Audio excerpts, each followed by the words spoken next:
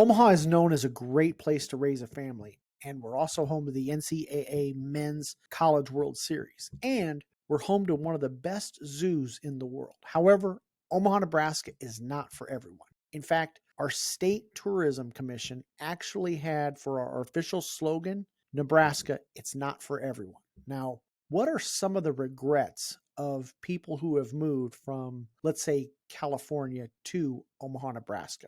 That's the subject of today's video, and we're going to get started right now. Recently, I asked several of my clients who recently relocated to Omaha, Nebraska, if they had any regrets about moving to Omaha. Now, many of the answers I kind of suspected. However, there's a couple that came to me as a real surprise. Speaking of relocation, my name is David Matney with Nebraska Realty. I'm a local realtor here in Omaha, Nebraska. If you need any assistance with relocating to Omaha, Nebraska, my contact information is in the description below.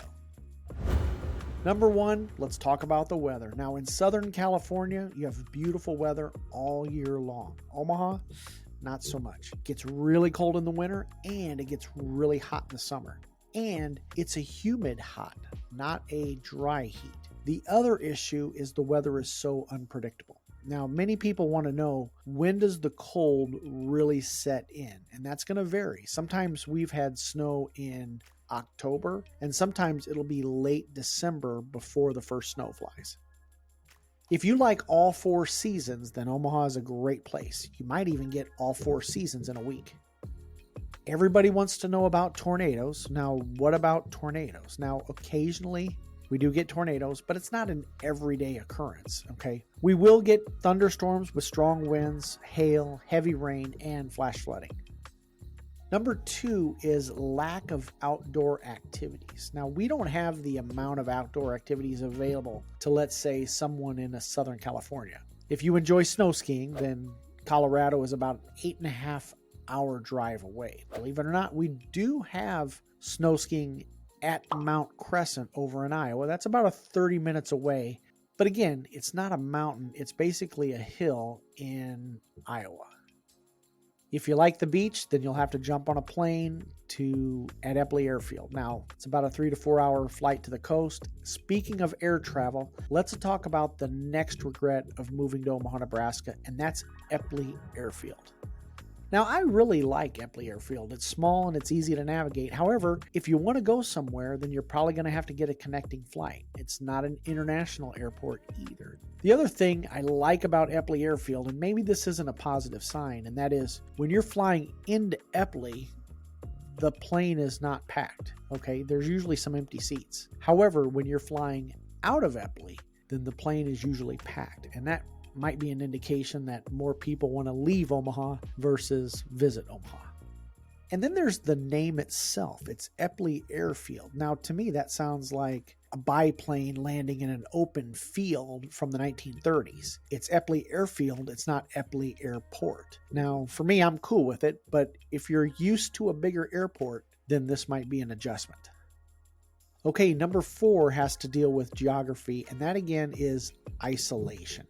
Omaha is isolated from larger metropolitan areas. Kansas City is our closest neighbor, and that's about a 3-hour drive away. Chicago is 7 hours away. Denver's about 7.5 hours away, and Minneapolis is about 5 hours away. Number five is going to be shopping. Now, I didn't even think about this as being a possible drawback until I spoke with one of my clients. They mentioned high-end shopping. There's a lack thereof. If you like high-end shopping, then Omaha has very limited options. So I'm not really into shopping, so I didn't even realize we had limited options when it comes to high-end shopping. Number six, this one caught me by surprise, and they mentioned limited food options. Okay, if you really want diverse food options, then Omaha may not have as many options as you're used to. In fact, I was helping someone who's considering relocating from Miami, and he spoke about opening up a Cuban restaurant when he moves into the area. And that just goes back to another thing too, and that is sometimes when you live somewhere, you don't even see a deficiency because everything is all relative. It's what you're used to. My client spoke about the longer they have lived in Omaha, the better the food seems to taste. Number 7 is going to be lack of diversity. Omaha is more diverse than the rest of Nebraska, but it's not even close in terms of diversity as, let's say, a place like LA or let's say a Miami, Florida. All right, number 8. Now, I don't discuss politics on my channel, but Nebraska is obviously a red state. Now, we're a Second Amendment friendly state too. Now, Omaha itself is more of a purple city. In fact, our city council is nonpartisan, and we're only one of 2 states that can actually split their electoral votes in a presidential election. Now, Nebraska has 5 electoral votes. In 2020, 4 electoral votes went to former President Trump, and 1 went to President Biden. Number 9 deals with professional sports teams. Now, I love Nebraska and I love the football team, the Nebraska Cornhuskers. Now, Nebraska does not have a professional NFL football team. Now, we do have a new professional volleyball team, the Omaha Supernovas, and we also have a professional soccer team, the Omaha Union. However, in terms of NFL and Major League Baseball, the closest professional team is the Kansas City Royals and the Kansas City Chiefs. Now, in terms of football, we take Nebraska football very seriously. And if you're not a college football fan, and if you're not, from Nebraska, it's going to get pretty annoying, okay? It's probably even worse when you talk to someone who's over 40 who remembers the teams from the 1990s. I have a friend who moved from LA to Omaha, and when he saw all these N's on all these hats, he thought the red N stood for Netflix. He didn't understand why all these people were wearing hats for Netflix. The N is for Nebraska, which is the Nebraska Cornhuskers.